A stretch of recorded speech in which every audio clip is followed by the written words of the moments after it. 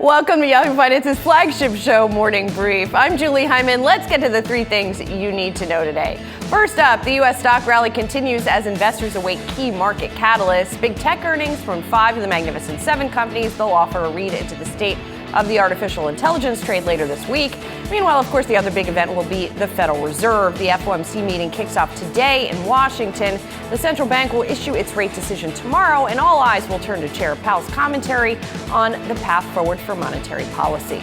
Plus, Amazon plans to cut its corporate workforce by about 14,000 jobs. Departments including logistics, payments, video games, and the cloud computing unit could all be affected. Reuters is reporting the terminations could eventually affect as many as 30,000 jobs. CEO Andy Jassy signaled in June that Amazon's workforce would likely get smaller as the company increases its use of AI. And we continue to get a lot of big earnings reports this morning. We heard from United Health, UPS, PayPal, and more. PayPal raised its full-year earnings guidance and announced a partnership with OpenAI to embed its digital wallet into ChatGPT.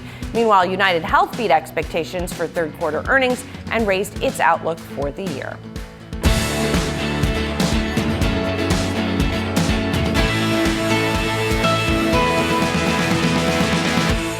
Let's get a check-in on stock futures here this morning. We are seeing indications for a higher open, a modestly higher open, though, after the gains that we saw yesterday, particularly in large cap technology. The Nasdaq is still leading, or not quite leading, but still up in early trading. Futures pointing to a gain of about 0.25% at the open. The Dow pointing to a gain of 0.5%, and the S&P 500 the smallest of the three.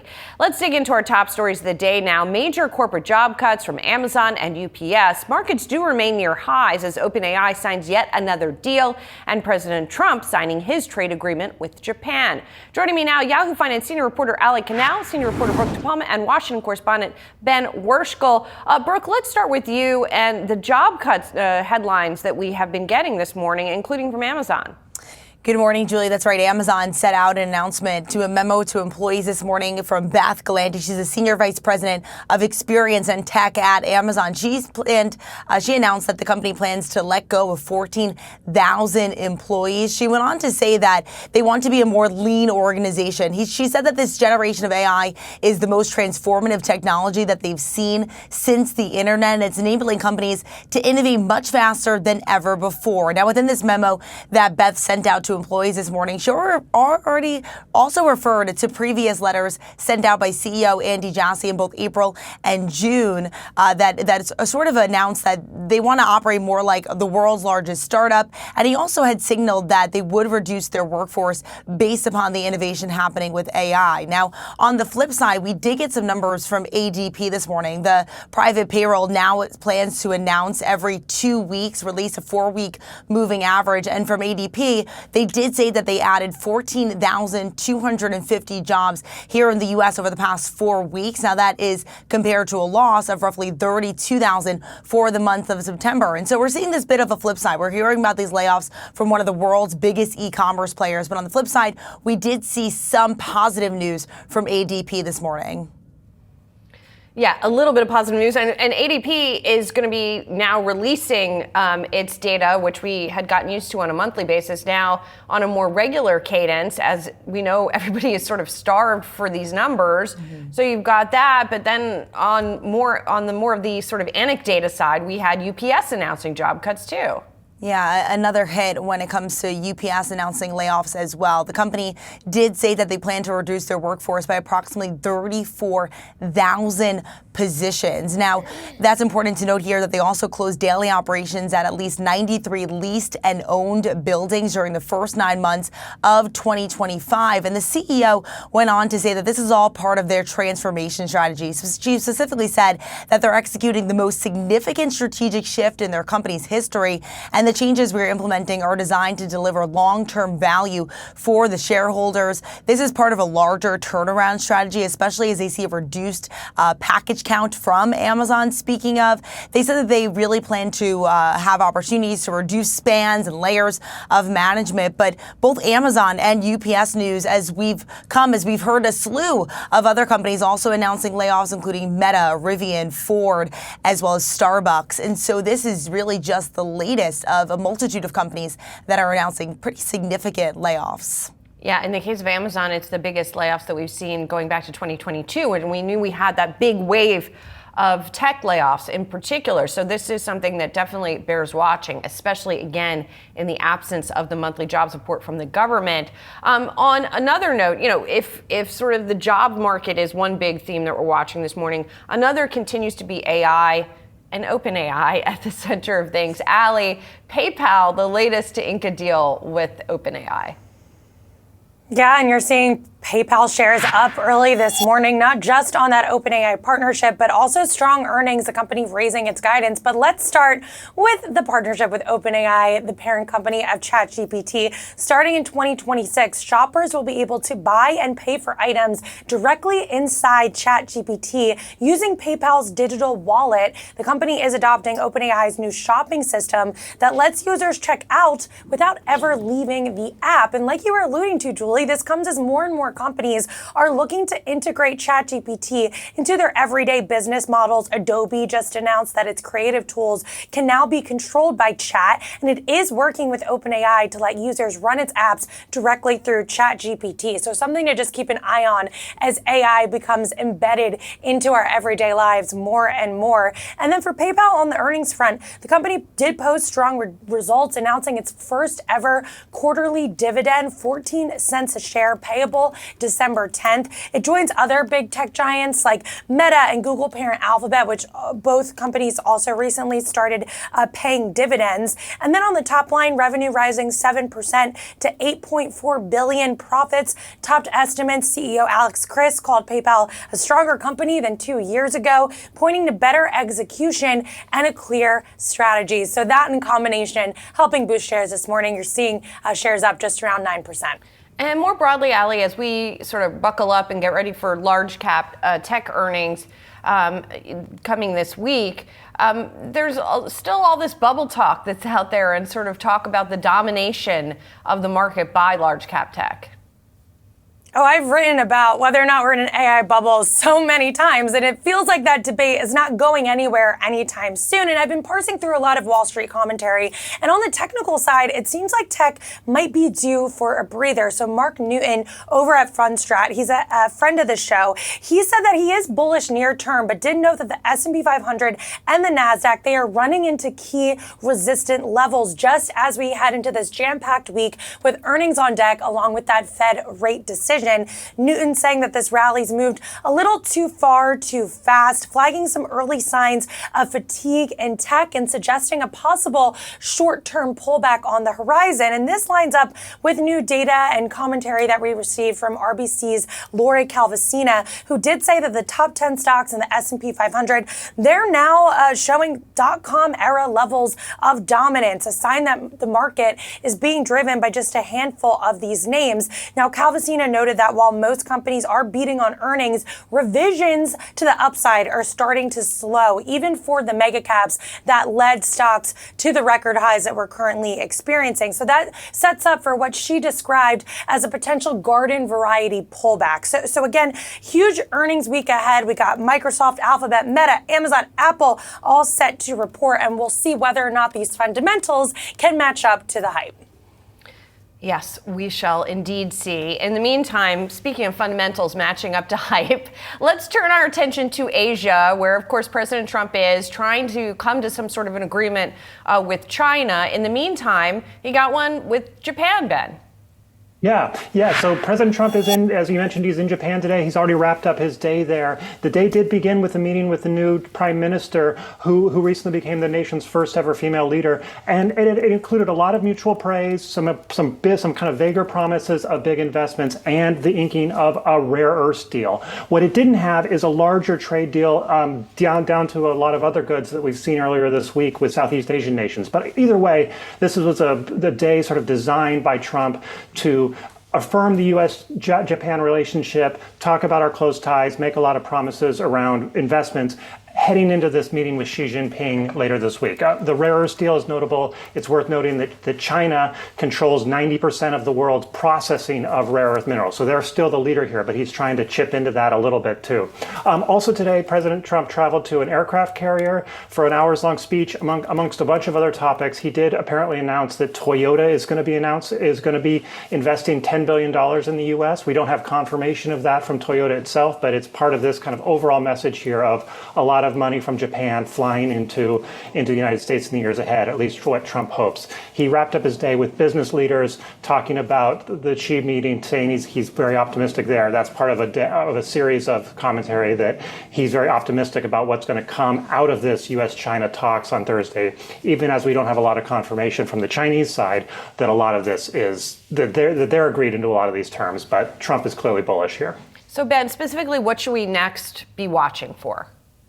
So coming up next, Trump will head to South Korea. That's where the Xi meeting will take place on Thursday. But before that, we have a series of other meetings. He's got an economic cooperation summit, and one meeting I think will be of special interest to investors is he announced he's meeting with NVIDIA CEO Jensen Huang tomorrow. So he'll be the CEO is actually in Washington this week. He's flying to South Korea for a meeting with Trump. This is just one of the many issues at play in these China talks, export controls on semiconductors, which are expected to be on the table. So a lot of meetings tomorrow, all again pushing for towards this big Thursday meeting with China. All right, Allie, Brooke, Ben, thank you so much. Appreciate it. Coming up, we got more markets coverage on Morning Brief. Plus, we'll check in on Microsoft shares as OpenAI completes a restructuring. We'll have details ahead.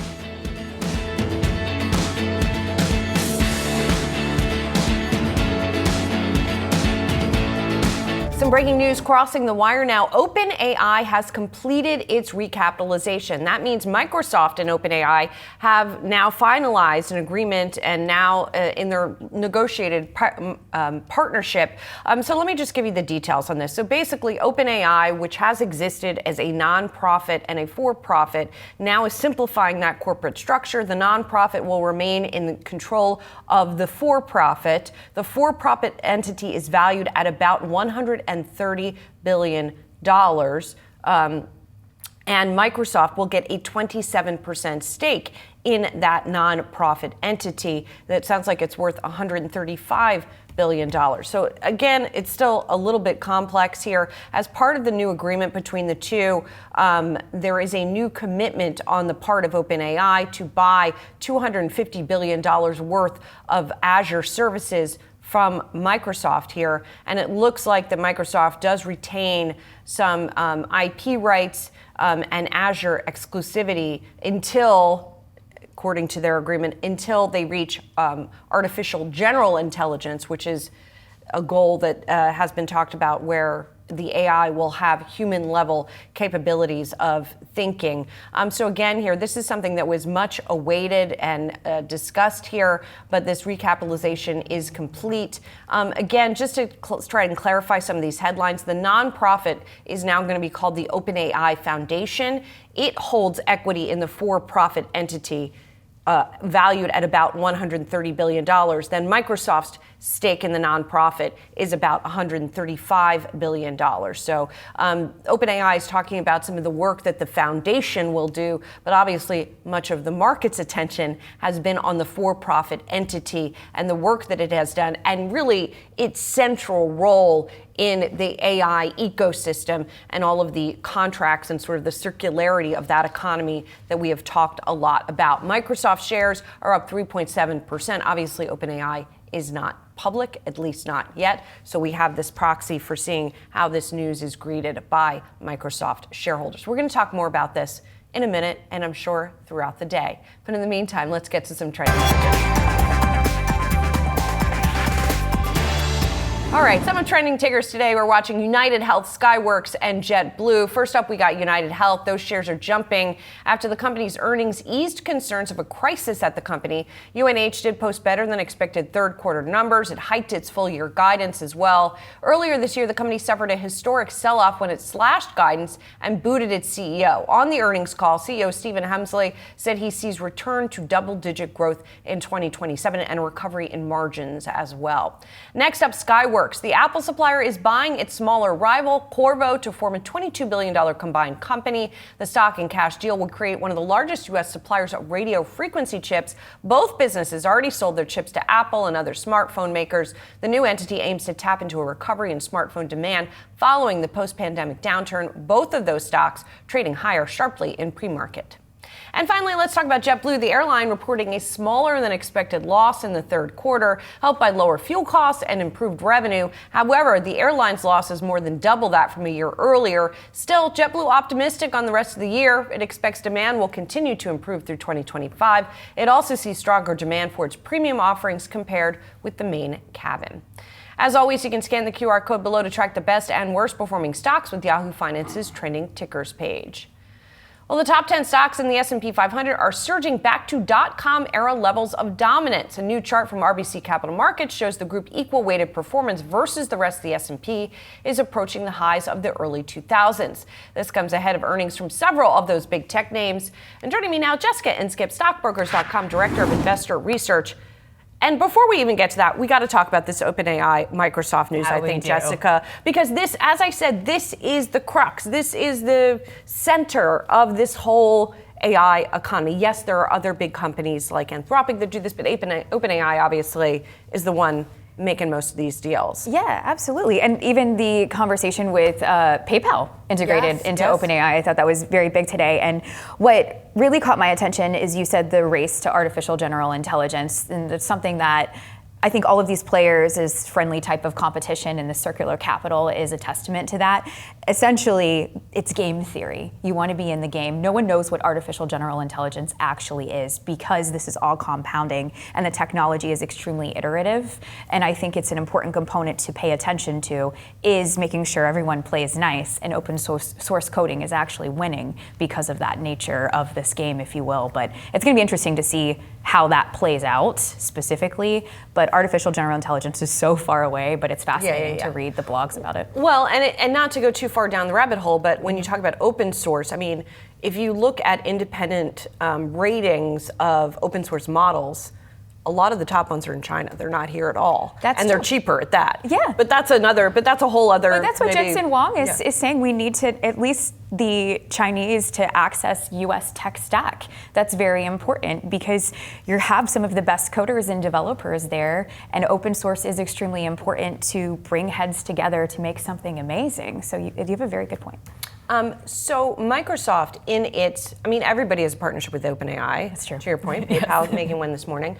But obviously the OpenAI Microsoft relationship is unique. It is. And it is now sort of solidified and codified with this news today of Microsoft's now $135 billion stake in the OpenAI entity. Does that mean Microsoft's in a better spot than some of its competitors? I wouldn't say it's in a better spot than its competitors, but I will say from an investing standpoint, now we can have more exposure. We at least have solidified that exposure to OpenAI, and that's important. Otherwise, it's not a public company, so we can't access it. I do think it still just heats up the competition. AI is so large, there is enough for everyone to have a piece of the pie. So not everyone's swimming in the same lane. I do think there's other opportunities for Oracle, example, what they come out with. I think what's interesting is brokerage firms who have APIs and then these MCPs, which are protocols that you can connect into these AI models. That, I think, is the next leg that we're going to see if we look at solely AI, because essentially it's an interface where you can I just need the best data from a source of some sort, and then I can pull that into a Claude model, or I really want to see what Oracle does, that's why it's my top pick there, to create your own interface utilizing data, but it requires the correct connectors. And I think that's just interesting for the reason that it circumvents when you are in a high regulatory environment like a brokerage firm, you have to have very specific data sets that are regulatory. So you can't easily implement an OpenAI model without going through compliance steps. However, you can create a bridge if you are a client or a customer where you're initiating that through something like Claude or Oracle or these models with a data set connector, then no longer you have that fiduciary responsibility for what's there. So that's, I think, streamlined because of the access that it provides. That's different.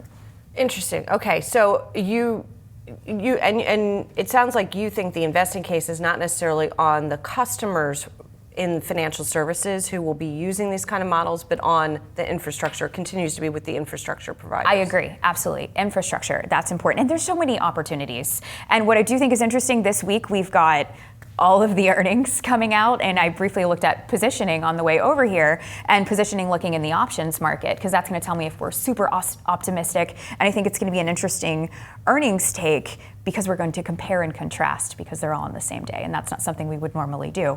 But options positioning is exceedingly higher than normal, but what stood out to me was Amazon. All of them were about 1.8 to 1, so meaning there's, for every put, there's a 1.8 calls, so almost 2 times more. But for Amazon, it was 2.8. So there is very high expectations for Amazon, which means if the market does not like what's said, there could be more of a sell-off.